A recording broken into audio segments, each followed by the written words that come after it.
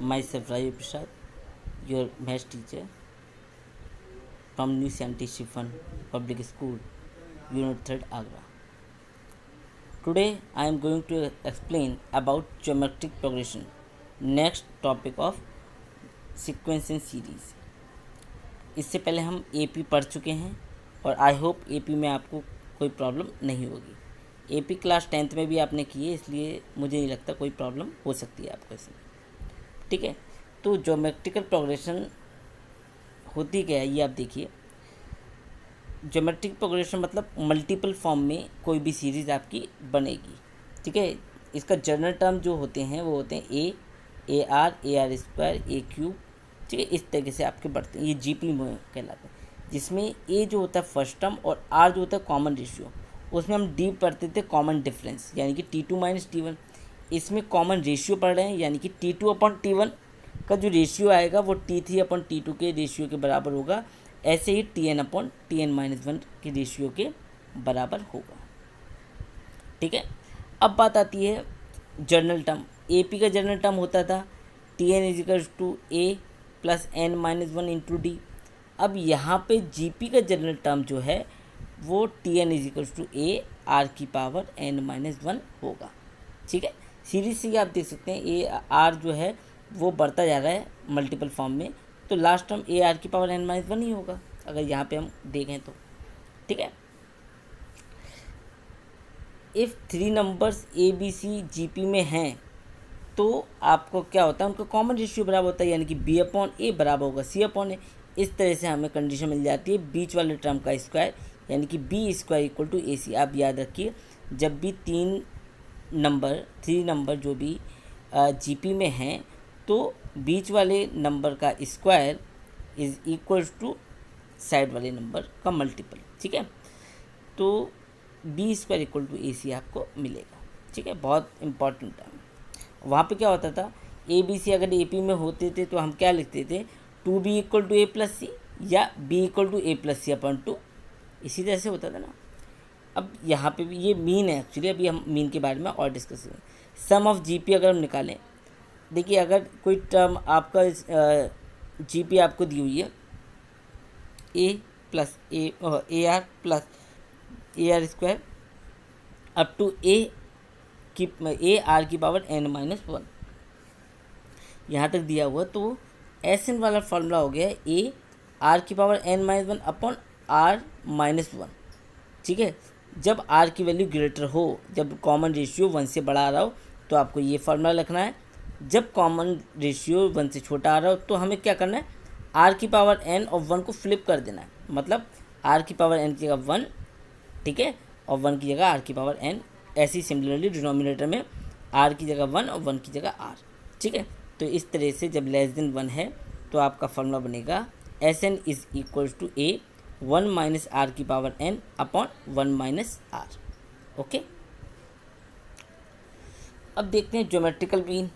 अगर दो नंबर के बीच में ज्योमेट्रिकल मीन G है तो वो अभी बताया था बिल्कुल G square equal to AB.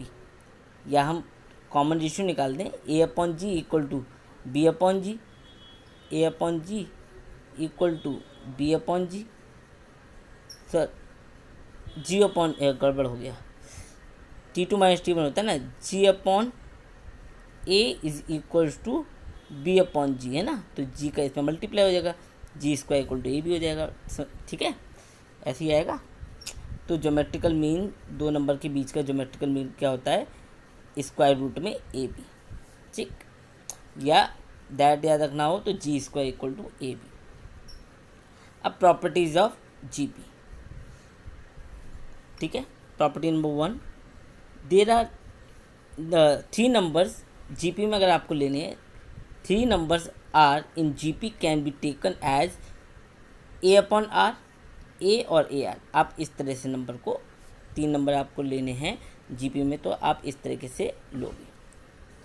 ठीक है, प्रॉपर्टी नंबर 2, अगर GP में किसी नॉन जीरो कांस्टेंट से मल्टीप्लाई कर दिया जाए या फिर डिवाइड कर दिया जाए, जो रिजल्टिंग GP होगी, जो रिजल्टिंग सीक्वेंस होगा वो भी GP होगा. अगर किसी GP में आपने किसी कांस्टेंट टर्म से मल्टीप्लाई कर दिया या डिवाइड कर दिया तो उसके बाद जो जीपी मिलेगी वो जो सीरीज़ मिलेगी वो भी जीपी होगी। ठीक है, ये प्रॉपर्टी भी याद रखें आप। Property number second, property number first, बहुत ज़्यादा आसान था। प्रॉपर्टी नंबर थर्ड देखें। देखिए, अगर दो नंबर के बीच में n मतलब 1 2 3 कितने भी हो सकते हैं, 5 भी हो सकते हैं, 6 भी हो सकते हैं। अभी यहाँ पे general equation n geometrical mean ले लिए। कितने मीन ले लिए? n। तो उन n ज्योमेट्रिकल मीन का प्रोडक्ट g1 g2 g3 जितने भी है gn, वो nth रूट ऑफ, ठीक है, यानी कि A B single root of nth power of single root, यानी कि ए बी का स्क्वायर रूट का भी n, जो आपने ए बी का मीन निकाला उसकी पावर n उसके बराबर होगा। ठीक है, आई होप समझ में आ गया हो। n/2 का मतलब क्या है? ए बी का स्क्वायर रूट की पावर n। ठीक है, तो सिंगल जो ज्योमेट्रिकल मीन है उसकी nth पावर के बराबर होगा।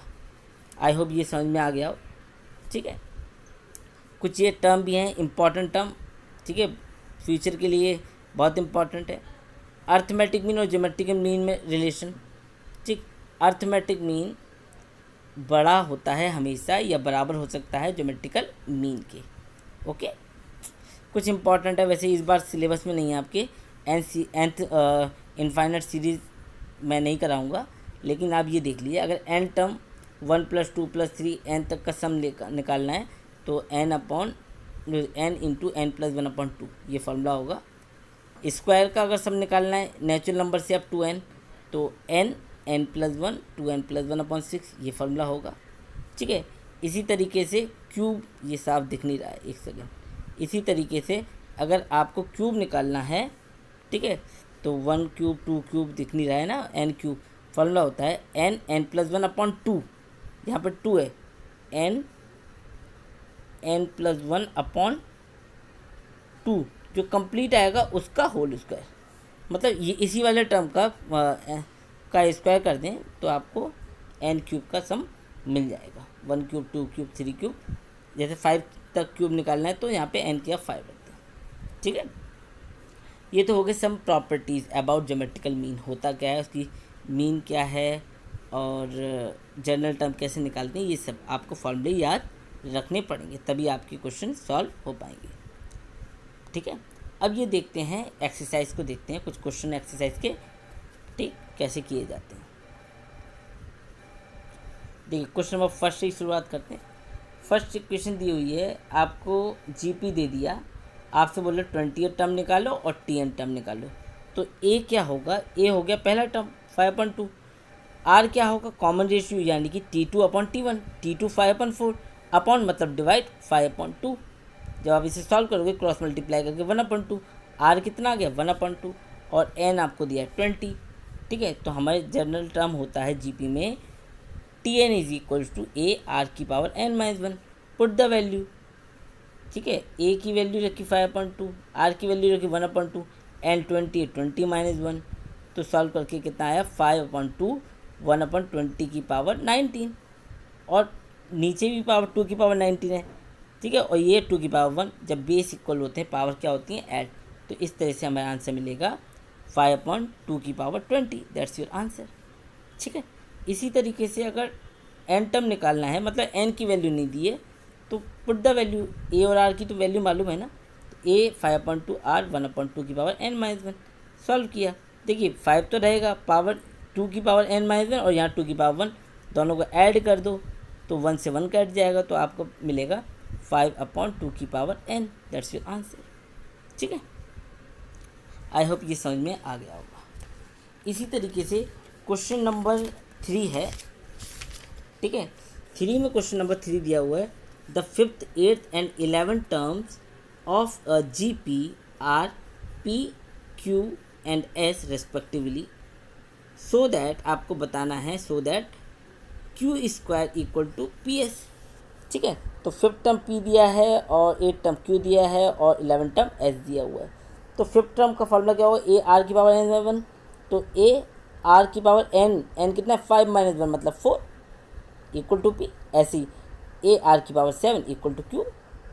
ठीक है, n 8 है तो 8 - 1 7 आएगा ना, मैंने डायरेक्ट लिख दिया। ऐसे ही ए आर की पावर 10 इक्वल टू एस। ये तीनों टर्म मिल गए आपको। हमें क्या शो करना था, Q square equal to P S. तो हमने क्या किया, आर एच इसको पहले हमने पी इंटू एस कर दिया। तो पी इंटू एस निकालना है तो मतलब फर्स्ट टर्म और थर्ड टर्म को मल्टीप्लाई करना पड़ेगा। तो फर्स्ट और थर्ड टर्म को मल्टीप्लाई किया, ठीक है। जब फर्स्ट और थर्ड टर्म को मल्टीप्लाई करोगे तो होगा क्या, ए और ए, तो ए स्क्वायर हो गया और आर की पावर 4 और आर की पावर 10 विच इज़ आर की पावर 40 इंटू पी एस, ठीक है। अब क्या करना है, इसके बाद 2 पावर कॉमन लिया जाता है, मतलब ए आर की पावर 7 इक्वल टू 2, ठीक है। ऐसे लिख सकते हैं इसे हम होल स्क्वायर फॉर्म में।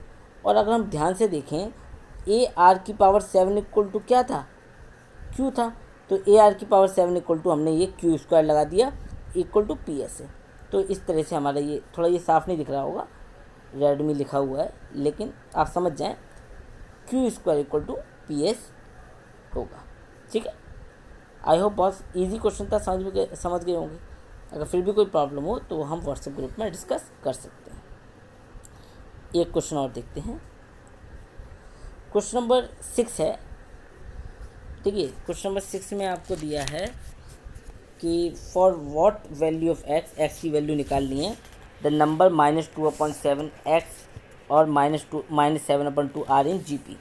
अभी जी पी में बताया 3 नंबर जी पी में होते हैं, तो इसका स्क्वायर इन दोनों के प्रोडक्ट के बराबर होता है, यानी कि बी स्क्वायर इक्वल टू ए सी होता है।